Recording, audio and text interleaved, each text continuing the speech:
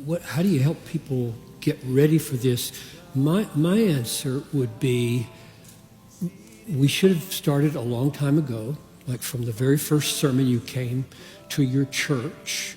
You teach your people that you are not first Americans, you're first Christians, and you're aliens and you're exiles on planet Earth, and this world owes you nothing, and you may expect suffering. And that should be preached when things are going as well as they can possibly go, because it's built into the nature. So in a sense, I'm a little uncomfortable with painting the narrative of the present moment as so extraordinary that that's the reason we need to be ready. And I don't know whether you intended that, but I would want from the get-go, for 50 years, you help people see life is hard, you're going to suffer. If they persecuted me, they're going to persecute you. This is just plain biblical teaching. It's not peculiar to America. All over the world, people are suffering. And that would be true if America were heaven and on earth. So I want to prepare martyrs. I want people to go to the hardest places of the world. So my answer to how you preach is that you preach the sovereignty of God.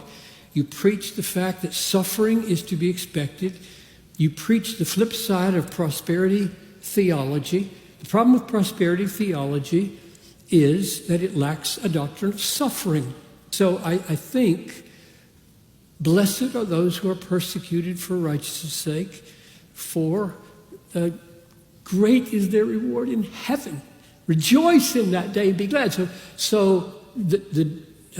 I know that you believe this, but what you just did for the last 10 minutes there, I think can have an effect of making people angry and sowing seeds of,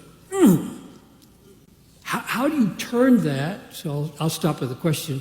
How do you turn that back to Christian hedonism? Because the last thing we want is for people to walk out of church on Sunday seething with anger at their culture. That's the dominant emotion that they have. I want them thrilled with the sovereignty of God, thrilled that they're saved, thrilled that they have meaning in life rooted in the gospel, thrilled that no matter what happens in this world, they're going to be able to walk in the truth and joy. And so there's a concern in my heart that the way to get ready for suffering is to namely narrate how bad things are, which is what you just did.